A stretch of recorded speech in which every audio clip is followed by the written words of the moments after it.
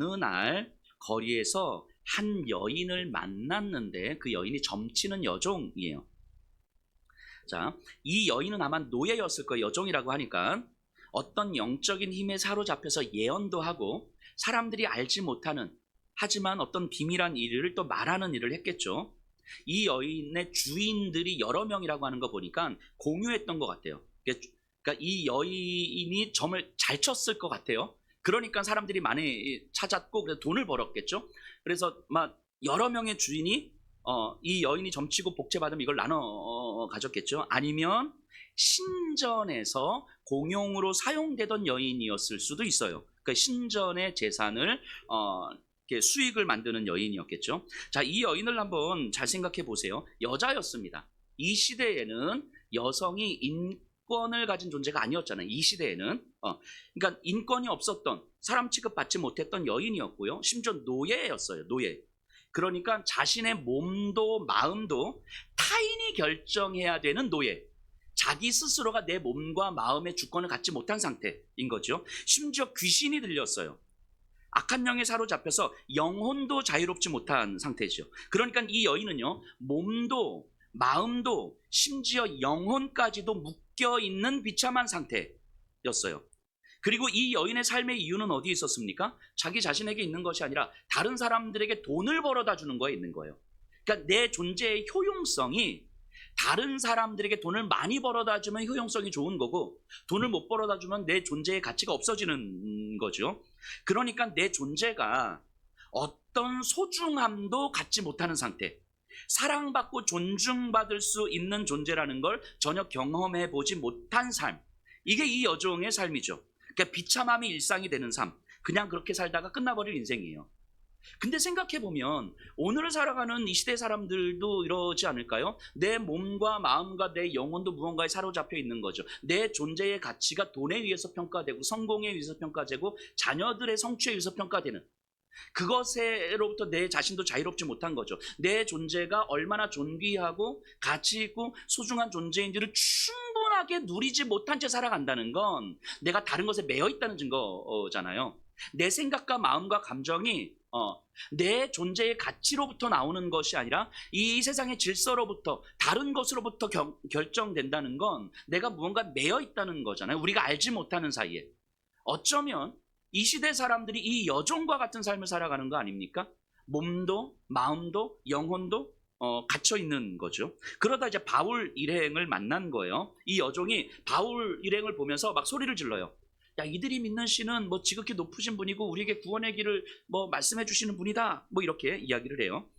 여러분들 그 장면을 좀 상상을 해보세요. 이 빌립보 도시의 사람들이 이 여인의 말을 듣고 있었을 거잖아요. 도시에서 막 크게 소리 질렀을 테니까 이 지역에 있는 사람들은 어땠을까 상상을 해보면, 이 지역에 있는 사람들은 그 여인의 말을 신뢰하잖아요.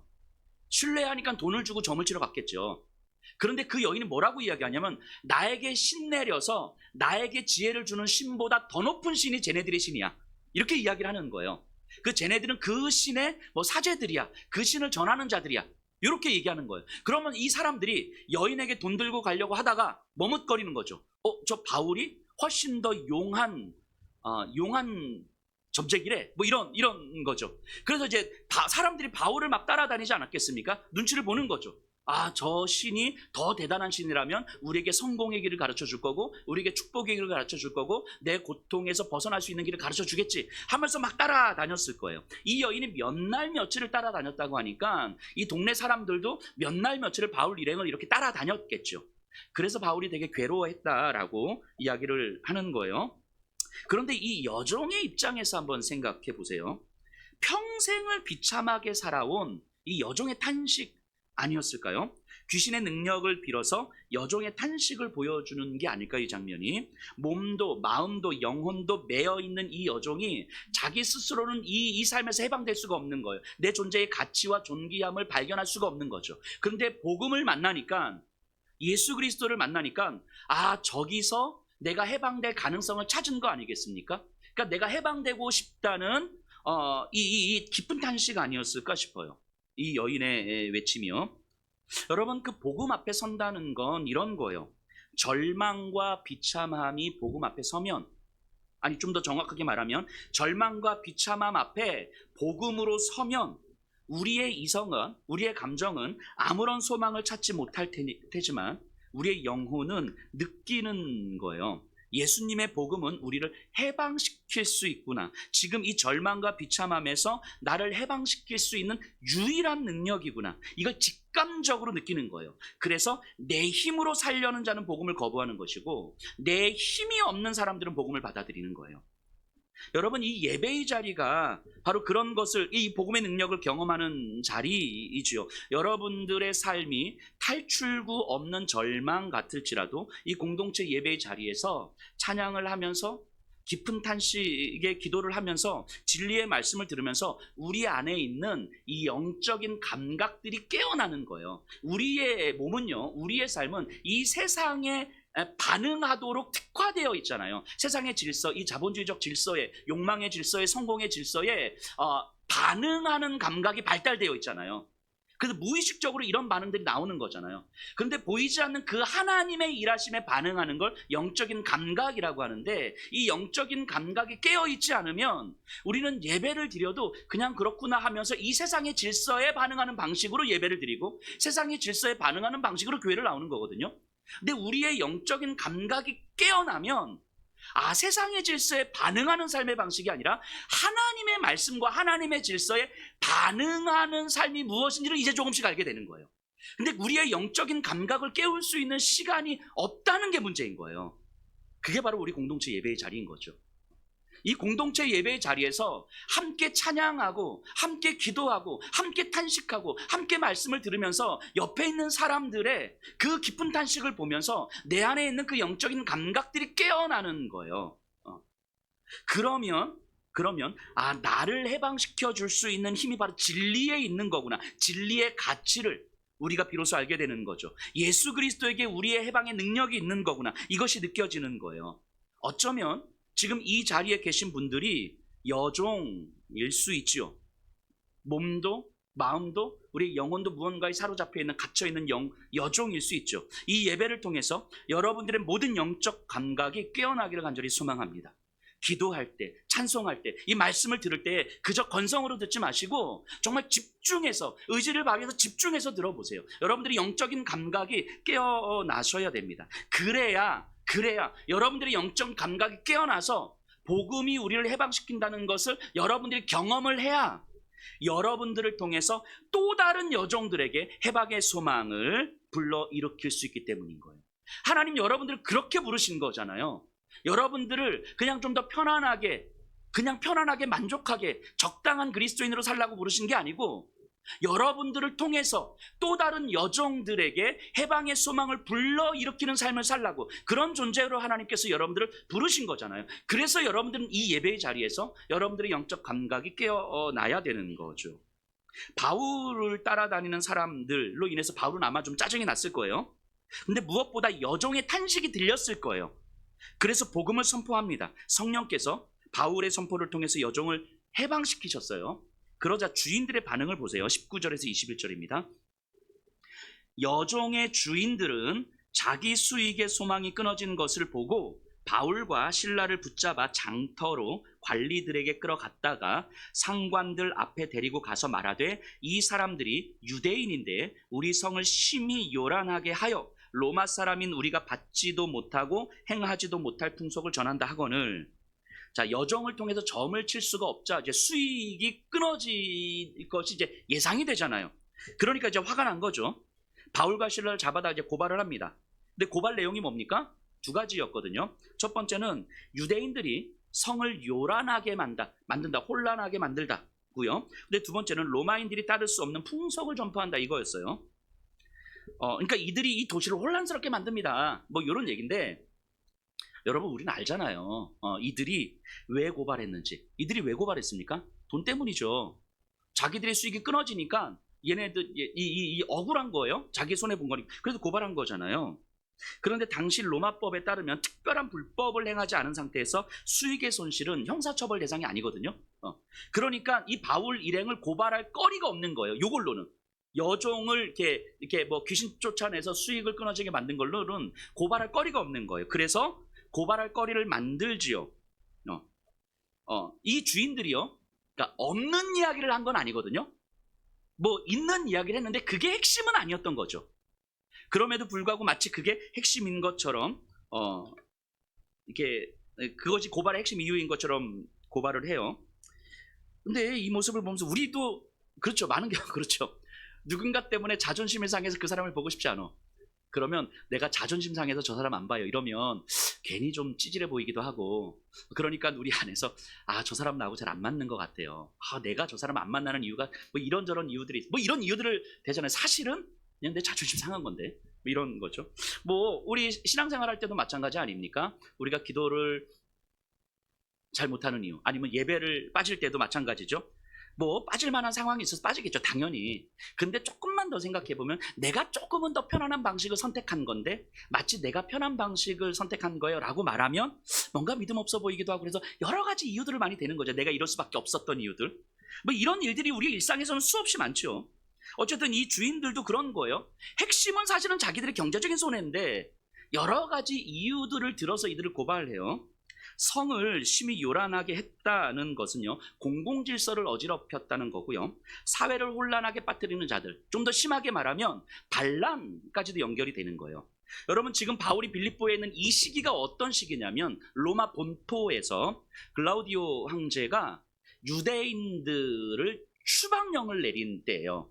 그러니까 유대인들이 어떤 소요를, 이게 뭐 기독교인들이 일으켰는지 유대인들이 일으켰는지 모르겠지만 어쨌든 유대인들이 소요를 일으켜서 로마 본토에서 유대인들을 추방합니다. 이 황제가. 그러니까 추방당한 사람들 중에서 고린도에서 바울이 만난 사람들이 누구였어요? 그래, 브리스길라와 아굴라 부부가 바로 이런 사람들인 거죠. 그러니까 지금 로마에서는 황제의 칙령이 내려진 거예요. 유대인들 추방, 소요를 일으키고 소동을 일으킨 유대인들 추방. 근데 빌립보는 어떤 도시였어요? 로마의 분위기를 직접적으로 반영하는 분위기잖아요. 유대인들이 도시를 혼란스럽게 만든다는 고발 자체가 이 빌립보 사람들에게는 엄청나게 민감하게 반응할 수밖에 없는 이슈인 거죠. 로마 황제의 명령이니까.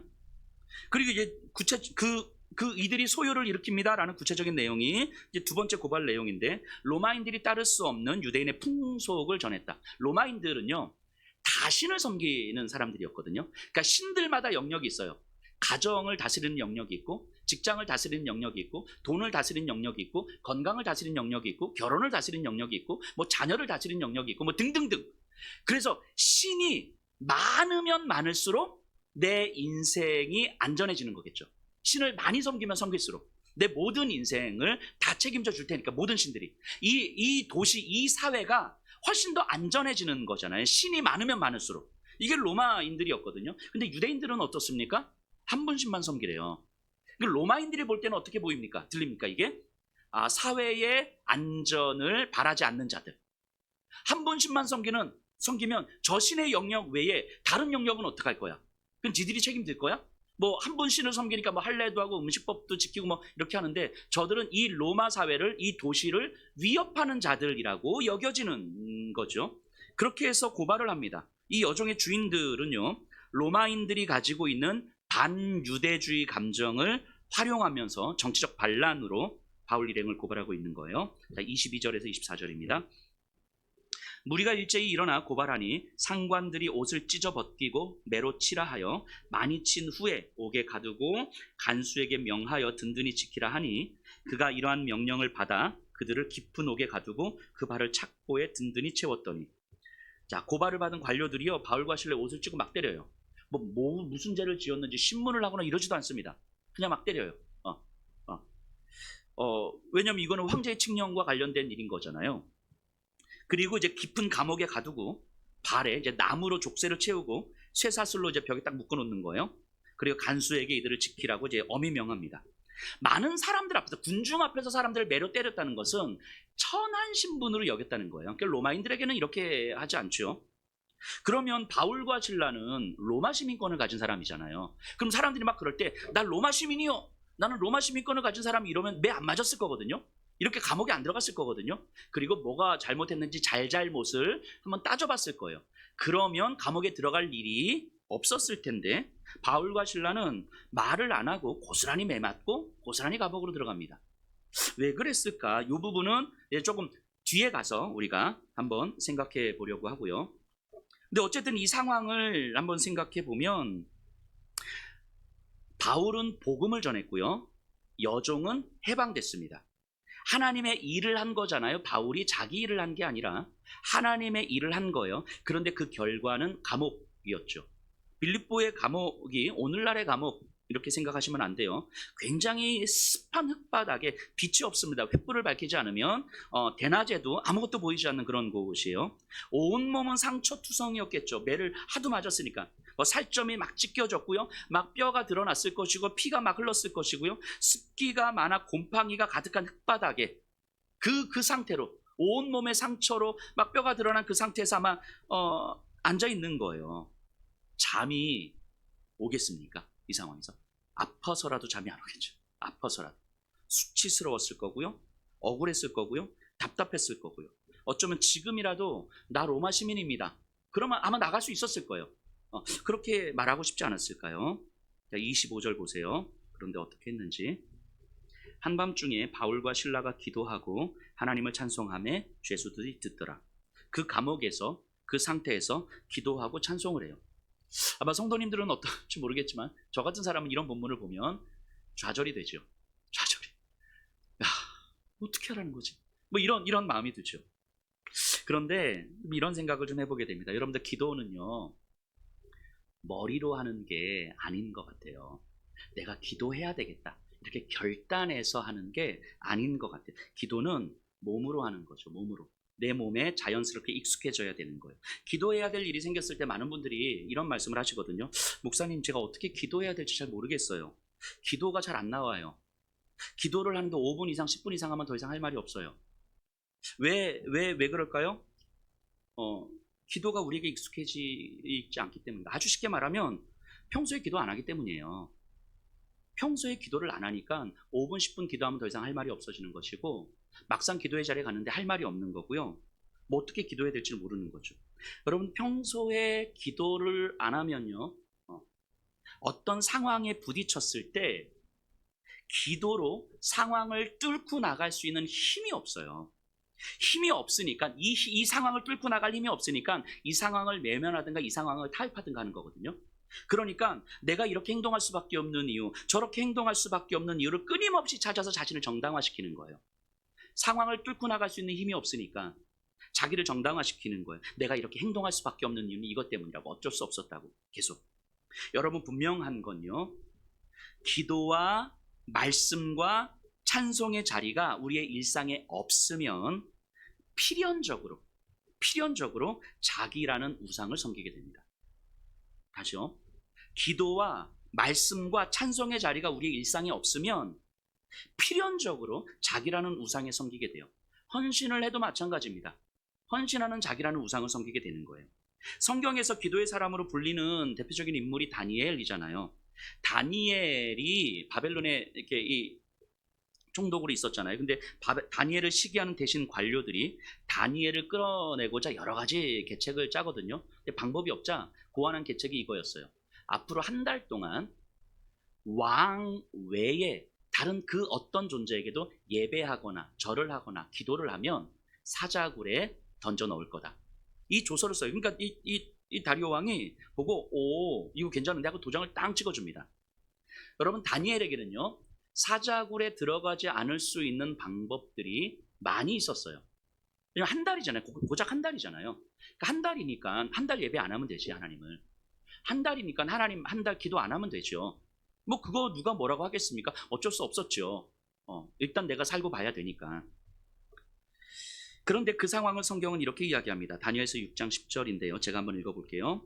다니엘은 이 조서에 왕의 도장이 찍힌 것을 알고도 자기 집에 돌아가서는 윗방에 올라가 예루살렘으로 향한 창문을 열고 전에 하던 대로 하루 3번씩 무릎을 꿇고 기도하며 하나님께 감사하였더라. 성경이 뭐라고 이야기를 하냐면요. 하루에 3번씩 예루살렘 창문을 열고 기도했대요. 그 도장이 찍힌 것을 알고도. 근데 어떤 단서를 다냐면 전에 하던 대로. 다니엘도요 사자굴에 들어가는 것이 겁났을 거예요. 두려웠을 거예요. 하지만 회피한 게 아니라 전에 하던 대로 기도했던 거예요. 기도해야 되겠다 이렇게 결단하는 것이 아니라 몸이 반응하는 거예요.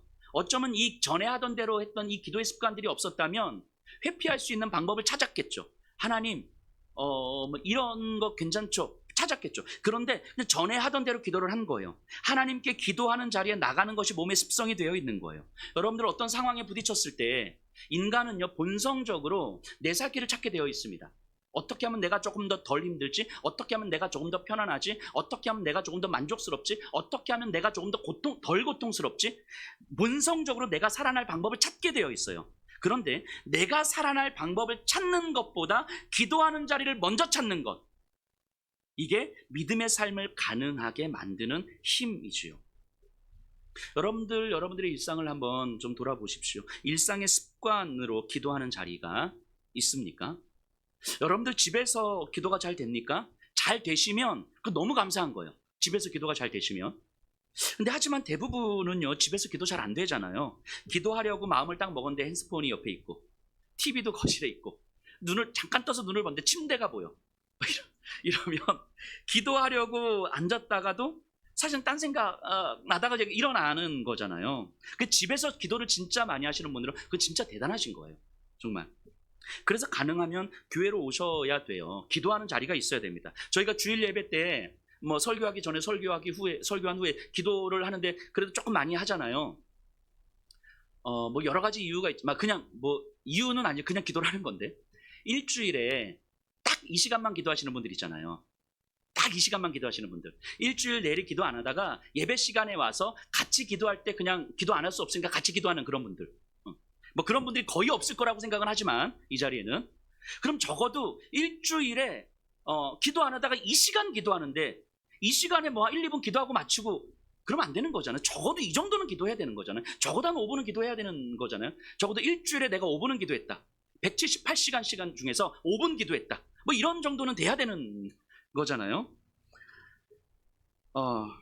금요 예배도 매주 금요 예배 오셔서 기도하셔야 돼요. 매주 한 번씩은 자신의 영혼을 위해서, 또 가정을 위해서, 교회를 위해서 기도하는 시간 가지셔야 돼요. 가능하시면 새벽에도 오셔서 기도하셔요. 하루를 말씀과 기도로 시작하는 건 우리의 일상에서 매우 소중한 삶의 습성이죠.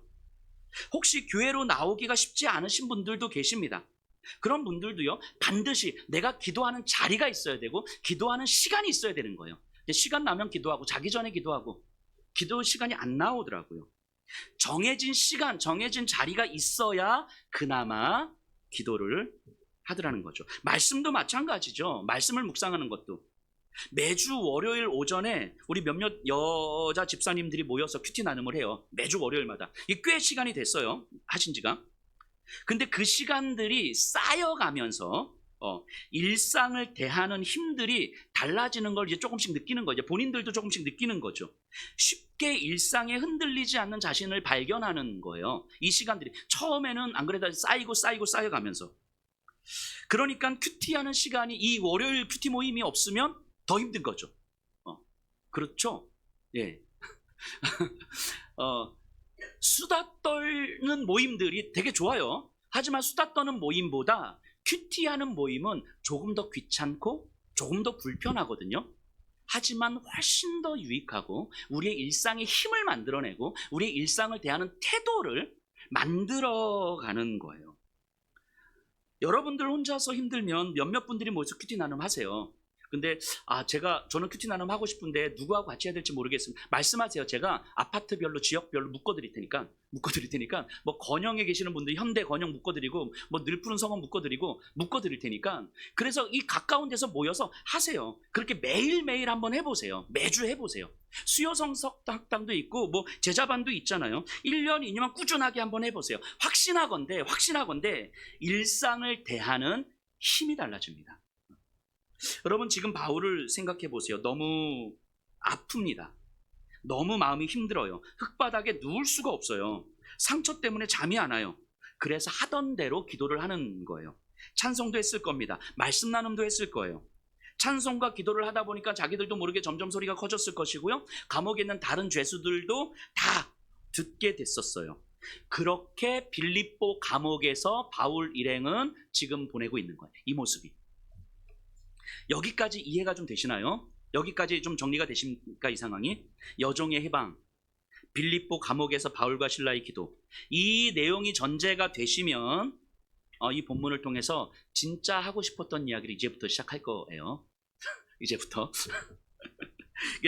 지금까지 내용을 잘 기억하고 계셔야 돼요.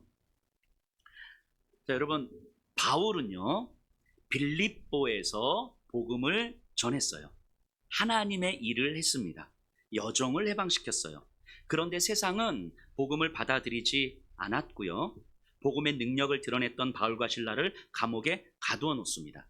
바울은 분명 감옥에 갇히지 않아도 됐거든요. 로마 시민이었으니까. 그런데도 바울은 감옥에 갇혀요. 왜 그랬을까요? 바울은 자신을 거부한 세상에 스스로 갇혀버린 거예요. 스스로. 자신을 거부한 세상과 운명을 함께 하고 있는 거예요. 자신을 거부했다는 건 바울 개인의 문제가 아니잖아요. 바울 안에 있는 예수 그리스도의 복음을 거부했다는 거잖아요. 그 복음을 거부한 세상의 운명은 죽음이잖아요. 그 세상의 운명과, 자신을 거부한 세상의 운명과 바울은 함께 하고 있는 거예요. 세상과 타협하는 것도 아니고요, 세상을 외면하는 것도 아니면서 세상과 운명을 함께 하고 있는 바울인 거죠. 빌립보 감옥에 있는 모습은. 이게 복음이죠, 여러분. 이게 복음이에요. 자신을 받아들이지 않는 세상이었어요. 하지만 그 세상과 운명을 함께 하셨던 분이 예수님이셨잖아요. 세상은 예수님을 받아들이지 않았거든요. 하지만 세상은 예수님이 필요했습니다. 예수님께서 세상에 오셨을 때 이 세상은 예수님을 받아들일 수가 없어서 죽였잖아요. 하지만 세상은 예수님으로부터 구원을 받았어요. 이게 복음이잖아요. 이게 자신을 받아들이지 않는 세상과 그 운명을 함께하는 것. 그래서 그 운명을 함께하기 위해서 예수님은요, 겟세마네 동산에서 죽으림을 다해서 기도하셨던 거예요. 죽으림을 다해서. 그러다가 하나님 아버지의 사랑을 가슴저미게 경험했을 것이고요. 그래서 예수님이 이렇게 기도하시죠. 나의 원대로 마옵시고 아버지의 원대로 하옵소서. 바울은 그 복음을 경험한 사람이잖아요. 빌립보 도시는 바울 안에 있는 예수님을 받아들이지 않았어요. 복음을 받아들이지 않습니다. 그래서 바울을 감옥에 가둬요. 하지만 빌립보 도시에는 여전히 예수님의 복음이 필요했습니다. 그래서 바울은 감옥에 들어간 거예요.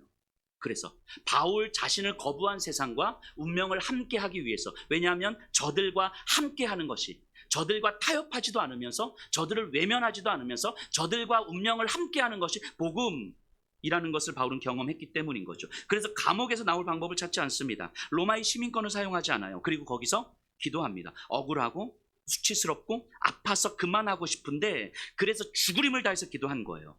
그렇게 죽으림을 다해서 기도하다가 바울 안에 어떤 마음이 들었을까요? 지금 이 빌립보 감옥에 있는 시점으로부터 한 18년 전에 예수 믿는 사람들에게 바울이 똑같은 짓을 했잖아요. 예수 믿는 자들을 잡아서 감옥에 가두고 때리고 심지어 스데반을 죽였잖아요. 그 모습이 떠오르지 않았을까요? 지금 자신을 때리고 자신에게 수치를 주고 자신을 감옥에 가둔 저 사람들을 보면서 내가 18년 전에 했던 그 일 떠올리지 않았을까요? 아마 이렇게 기도하지 않았을까요? 하나님, 제가 18년 전에 제가 지금 저 사람들보다 더 나쁜 놈이었습니까? 제가 주님 마음 그렇게 힘들게 했어요? 아마 이렇게 탄식하면서 토로하면서 원망하면서 이런 기도하지 않았을까요? 지금 바울은 아프거든요. 억울하거든요. 수치스럽거든요. 그 저 감옥, 자기를 때린 저 사람들을 향하여서 어떤 짜증과 분노가 일어났을지도 모르겠거든요. 근데 저 사람들을 보면서, 복음을 거부하는 저 사람들을 보면서 답답하고, 우리 주님 저 사람들을 보면서 얼마나 답답하실 텐데, 이런 생각 들었을 거거든요. 그러면서 이런 기도했겠죠. 하나님, 18년 전에 제가 저 사람들보다 더 주님 마음을 어렵게 했습니까? 내가 저 사람들보다 더 나쁜 놈들이었습니까? 내가 저 사람들보다 더 복음을 박해하고 복음을 거부했던 사람이었습니까? 하나님, 내가 정말 그런 놈이었어요? 라고 하나님께 원망하면서 기도하지 않았을까요? 그런데 아마 하나님은 이렇게 말씀하셨을 거예요. 바울에게. 넌 더 했지. 넌 더 했지. 그런 너를 내가 어떻게 사랑했는데. 그래서 지금까지 내가 데리고 왔잖아. 너는 더 했어. 저들보다 더 했지. 하지만 내가 너를 사랑해서 여기까지 끌고 온 거야. 그래서 네가 지금 여기서 복음을 전하는 자리에 있는 거잖아요. 바울은요, 감옥 안에서 자신을 향한 하나님의 사랑을 깊이 경험했을 거예요. 이 감옥 안에서 자신을 죽음으로 몰아세운 저 사람들을 향한 끓어오르는 분노와 원망을 하나님께 토설하면서 하나님 나 빨리 나가게 해주세요. 나 안 아프게 해주세요. 빨리 이 도시에 복음을 확 전하게 해주세요. 이런 게 아니라 기도를 하는데 하나님 내가 저들보다 더 나쁜 놈이었습니까? 하나님 내가 저들보다 더 주님 마음 아프게 했습니까? 이 마음이 막 들끓어오르는데 하나님이 그럼 너 진짜 더 했지. 너는 진짜 더 했지. 그런데 그런 너를 내가 어떻게 사랑해서 여기까지 왔는지 알겠어? 자기를 향한 하나님의 사랑이 깨달아지는 거예요. 자기를 향한. 다음 주에 이제 우리가 살펴보겠지만 이 감옥에서 만난 간수가 있거든요. 간수를 향한 바울의 태도가 있어요. 이 태도는 하나님의 사랑을 경험하지 않으면 불가능한 태도죠. 그 하나님의 사랑을 경험했기 때문에만 가능한 태도. 바울은 이 감옥에서 이것을 경험하게 될 걸 소망했을 거예요. 바울은 이미 경험했잖아요. 루스드라에서 사람들이 자기를 돌로 쳐 죽였어요. 그 루스드라로 또 들어가는 바울의 마음은 어땠을까요? 소풍 가는 마음이었겠습니까? 이악 물고 참으면서 들어갔겠습니까? 자기는 못 들어갔을 거예요. 그러니까 죽을 힘을 다해서 기도하면서 들어갔겠죠. 죽을 힘을 다해서. 하나님 내가 저 사람들보다 더 나쁜 놈들이었습니까? 정말 주의 복음을 전하는데 이렇게 돌에 맞아 죽어야만 하는 것입니까? 근데 하나님 말씀하셨겠죠. 넌 더 했잖아. 너는 더 했잖아. 그런 너를 내가 어떻게 사랑해서 여기까지 끌고 왔는데 그 하나님의 사랑을 경험했었던 거잖아요. 이 빌립보 감옥에서도 바울은 그것을 소망했겠죠. 나는 분명히 견딜 수 없을 것 같고 나는 힘들 것 같고 나는 이거 안 될 것 같은데 아파 죽을 것 같은데 그래서 하나님 앞에 원망하고 토로하는데 하나님 내가 더 나쁜 놈이었습니까? 라는 이 마음에 나를 향한 그 하나님의 사랑이 깊이 들어오는 거예요. 그래서 로마의 시민권을 사용하지 않으면서 감옥에 갇혀 있는 거죠. 오늘 우리가 살아가는 시대도 똑같아요. 세상은 복음을 받아들이지 않습니다. 하지만 복음이 필요하죠. 예수님을 외면하지만 예수님으로부터 구원을 받아야 돼요. 근데 세상을 그걸 모르잖아요. 근데 그걸 알고 있는 사람들이 바로 저와 여러분들 아닙니까? 이 자리에 있는 분들. 우리 안에 있는 예수님을 받아들이지 않을 거예요. 분명히 세상은. 우리 자신을 받아들이지 않을 것입니다. 그런데 우리를 받아들이지 않는 사람들, 우리를 거부하는 사람들, 우리를 힘들게 하는 사람들과 운명을 같이 하는 것. 그게 복음이죠. 누군가 때문에 자존심 상할 때요, 여러분. 그 사람을 외면하면 쉬운 거예요. 조금 더 편하죠. 하지만 그 사람을 외면하는 것이 아니라 그 사람을 직면하는 건 그 사람 안에 갇히는 거죠. 마치 바울이 빌립보 감옥에 갇히는 것처럼 그 사람 안에 갇히는 거예요. 그 사람 안에 갇히면요, 나를 힘들게 하고 나에게 상처 주고 나의 자존심을 상하게 했던 그 사람 안에 갇히면 죽을 것 같아요. 자존심 상해서. 그래서 죽을 힘을 다해서 기도하는 거예요. 거기서 죽을 힘을 다해서 기도하는 거죠. 절망적 상황에 직면하려면 죽을 것 같아요. 그 상황에 놓여져 있는 나를 인정하는 것 힘들죠. 그런데 그 상황에 갇히는 거예요. 바울이 빌립보 감옥에 갇혔던 것처럼. 그리고 거기서 죽을 힘을 다해서 기도하는 거예요. 그때만 경험되는 복음의 능력이 있어요. 그때만 경험되는, 내 감정을 뚫고 일하시는 하나님, 이 상황을 뚫고 일하시는 그 복음의 능력을 경험하는 거예요. 기도의 연습이 되어 있다면 거기서 기도가 됩니다. 그런데 혹시 말씀을 들으시는 분들 중에서 나는 그런 상황에서 기도할 자신이 없어요. 그런 분들은 그래서 기도의 자리가 필요한 거예요. 일상의 기도의 연습이 필요한 거예요. 일상의 기도의 연습을 통해서 이 기도가 우리의 몸으로 이루어지고 있다는 사실을 경험하셔야 되는 거예요. 이 기도의 자리가 없기 때문에 그렇게 기도하는 사람이 어디 있습니까? 그런 자리에서 어떻게 기도합니까? 이런 말이 우리에겐 쉽게 나오는 거예요. 기도의 자리가 그래서 있어야 되는 거예요. 기도의 자리가 있으면 그 상황에서 죽을 것 같은데 거기서 기도가 나와요. 그렇지 않으면요, 우리는 적당히 최선을 다하면서 살게 될 거예요. 내가 좀 더 편안하면서 예수를 믿고 내가 조금 더 만족하면서 예수를 믿는 거죠. 그러면요, 내 한계, 이 피조물의 한계를 넘어서지 못하는 복음의 능력, 이게 어떻게 복음이겠습니까? 정말 복음의 능력이 무엇인지를 경험하지 못한 채 그리스도인으로 살아가는 거예요. 복음의 능력이 무엇인지를, 내 한계를 넘어서는 복음의 능력이 무엇인지를 경험하지도 못한 채 그리스도인으로 살아가는 거예요.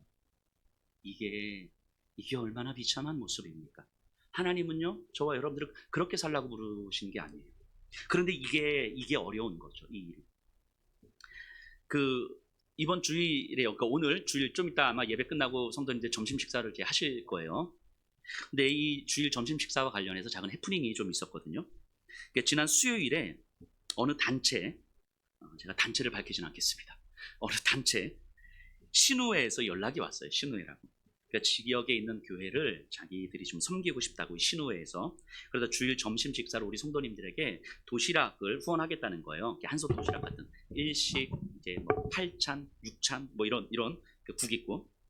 근데 이런 식으로 전에도 다른 단체에서 전화가 많이 오거든요. 근데 뭐라고 얘기하냐면 이게 뭐 헌금도 하겠습니다. 뭐 점심 식사 헌도 하겠습니다. 그러면 자기 제품을 홍보할 수 있는 시간을 달라는 거예요. 뭐 예배 끝나고 성도들 앞에서 이렇게 제품 홍보할 수 있는 시간 달라는 거예요. 그래서 제가 그럴 때마다 항상 거절했습니다. 교회 예배는요, 외부의 그 어떤 단체에서도 홍보하는 시간을 줄 수 없기 때문인 거죠. 선거철 되면요, 누구누구 의원 사무실입니다 이렇게 연락이 와요. 그래서 뭐 예배 시간에 인사를 할 수 있냐? 그래도 그런 거 하지 않습니다. 그러면은 요 앞에서 명함이라도 돌리면서 인사할 수 있겠는 그런 거 안 합니다. 그래서 그건 안 되면 항상 거절하거든요. 근데 이번에도 그렇게 연락이 온 거예요. 근데 그런 단체인가 싶어서 제가 몇 번을 확인을 했어요. 근데 그런 거 아니라고, 그런 거 없다고, 그냥 도시락을 후원하겠다는 거예요. 그냥 뭐 아무것도 없이. 그래서 제가 감사히 받겠다고 했죠. 그래서 저희 주방을 담당하시는 권사님께 연락을 드려서 이번 주일엔 이만저만 해서 주일 점심 식사 준비 안 해주셔도 될 것 같아요. 도시락 200개 저희 후원 받기로 했어요. 라고 말씀을 드렸고, 권사님이 이제 준비를 안 하신 거예요. 토요일, 어제죠. 어제 1시에 제가 확인을 했어요. 그랬더니 예, 잘 준비되고 있다고. 예, 내일 갖다 드리겠다고. 근데 이제 4시쯤에 이제 연락이 와서 이제 준비 이제 다 됐다고. 도시락 준비됐다고. 그러면서 자기들의 제품을 한 10분 정도 홍보할 수 있겠냐고 이렇게 얘기하는 거예요. 그래서 그런 얘기를 제가 듣지 못했고, 그런 얘기를 하시려면 수요일 날 전화 올 때 하셨어야지. 그리고 아까 제가 1시쯤에 통화했을 때도 그런 얘기 없었지 않았냐고 하긴 했는데, 근데 지금 와서 그럼 어떡하냐, 홍보하겠다고 했으면 도시락을 저희가 안 받았을 텐데 홍보는 안 된다라고 말씀을 드렸어요. 그래서 전화가 끊었어요. 근데 이제 그 홍보를 담당하는 분 같아요. 다시 전화가 왔어요. 연세가 조금 있으신 분인데 저한테 전화를 해서 막 화를 내시는 거예요. 저한테. 아니 도시락 200개를 이제 준비했는데 이제 와서 안 한다 그러면 어떡하냐고 막 화를 내시는 거예요. 그래서 제가 이 자초지정을 이제 설명을 했어요. 이게 전후 자문이 이렇고 이렇게 해서 이렇게 받기로 했었는데 이런 얘기를 저희가 듣지 못했다. 그러면서 저한테 막 아니 목사님 상식적으로 생각해 보시라고. 이 한솥 도시락 그 200개면 돈 200만 원인데 그걸 공짜로 주는 사람이 어딨냐고. 공짜로 받을 생각을 하는 게 문제 아니냐고. 목사님 그 도시락 공짜 받아 먹겠다고 하는 거 아니냐고. 아니요 그게 아니고 이렇게 막 제가 자초지정을 설명. 거의 한 40분을 통화했거든요. 이게 막 자초지정 설명했는데 제 말을 중간에 계속 끊어. 이렇게 막 그분이 아니 그게 아니고 아니 결국 목사님은 공짜로 받아 먹겠다는 거 아니냐고 막 화를 내시는 거예요. 제가 슬슬 이렇게 짜증이 이렇게 확 올라오는데 화가 이렇게 제 끝까지 화를 내지는 않았어요. 끝까지 제가 선생님 말하면서 제가 그때 설교 준비 중이었거든요. 제가 노트북에 설교 연구를 치고 있었어요. 사랑할 수 없는 사람을 위해서 죽으림을 다해서 기도하십시오. 이거 치고 있었거든요. 근데 갑자기 저를 화나게 하는 일이 확 발생하는 거. 이렇게 막 표현은 안 했지만 제 안에서 막 이렇게 막 화가 막 너무 예의도 없고 무례하고, 제가 전후 상황을 설명했으면 뭐 없어. 그냥 저는 공짜 좋아하는 대머리 목사야 그냥. 그러니까 막 이런 막 말을 막 쏟아내는 거.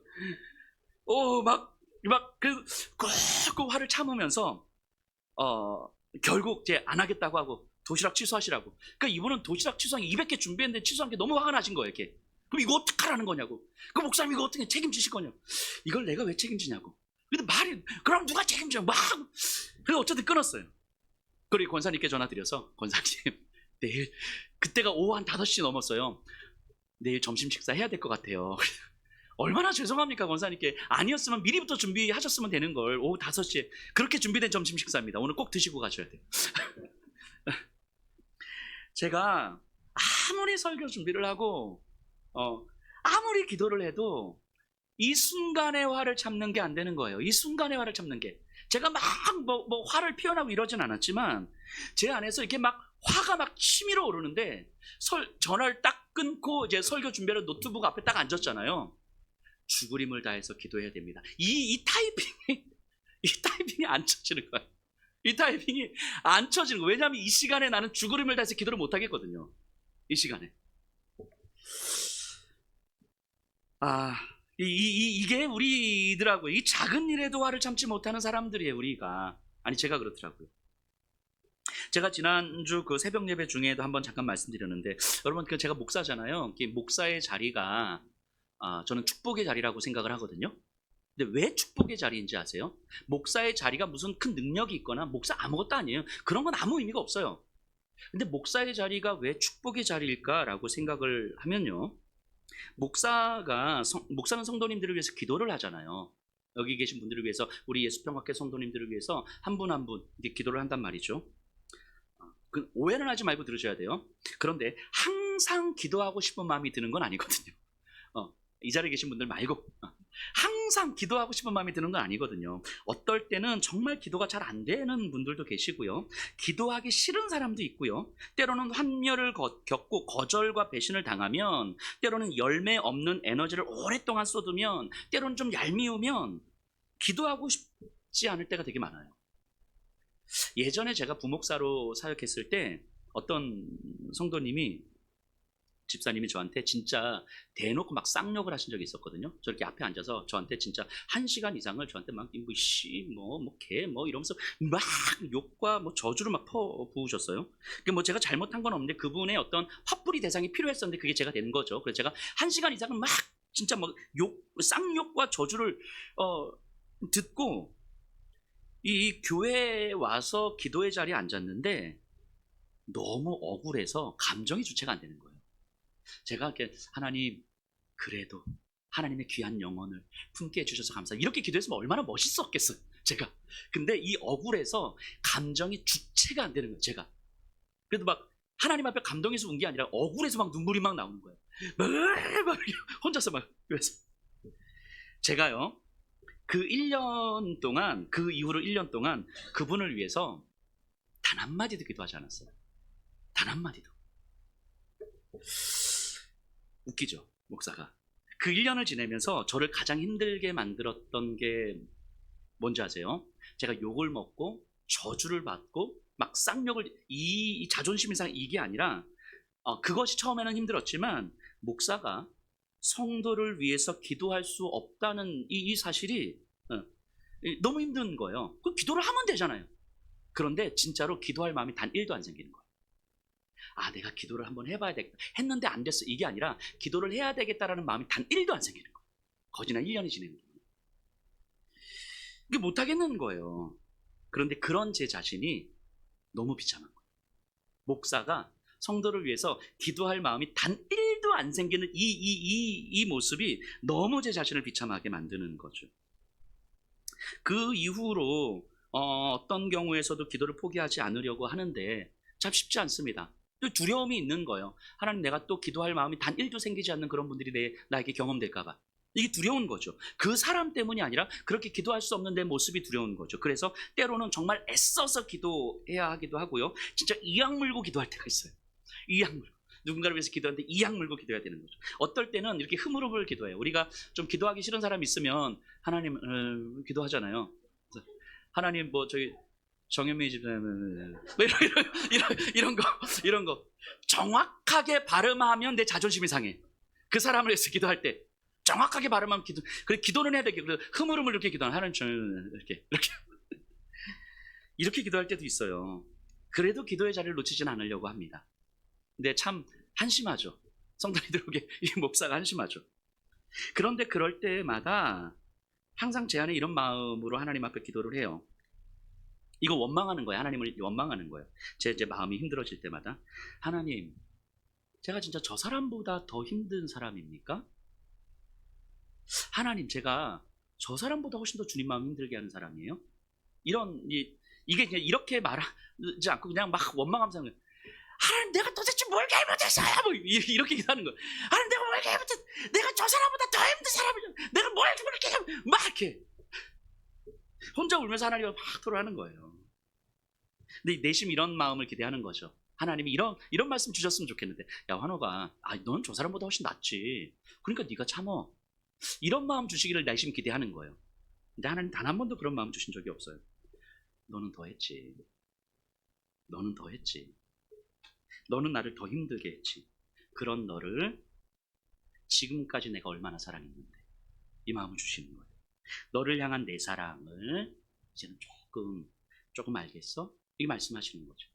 제가 어떤 사람, 어떤 상황 때문에 이악 물고 막 울면서 원망하면서 기도할 때 하나님 이거 해결해 주세요. 하나님 저 사람 변화시켜 주세요.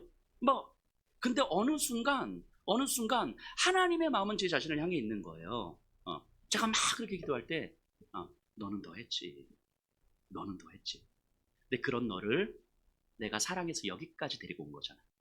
너를 너무너무 사랑해서 여기까지 데리고 온 거잖아. 그런데 그 하나님의 사랑이 제 가슴 깊이 새겨지는 거예요. 저는 하나님이 저를 사랑하신다는 사실을 단 1도 의심하지 않거든요.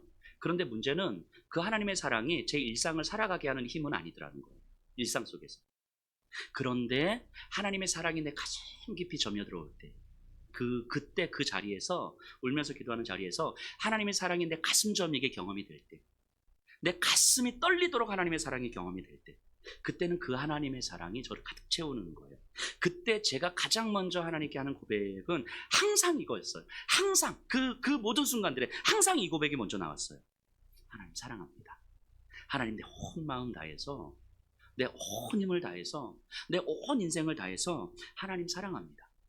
그 하나님을 향한 사랑의 고백을 할 때는요, 내 상황, 환경이 어느 순간 저게 크게 느껴지지 않는 거예요. 그 하나님의 사랑이 가득 채워지면.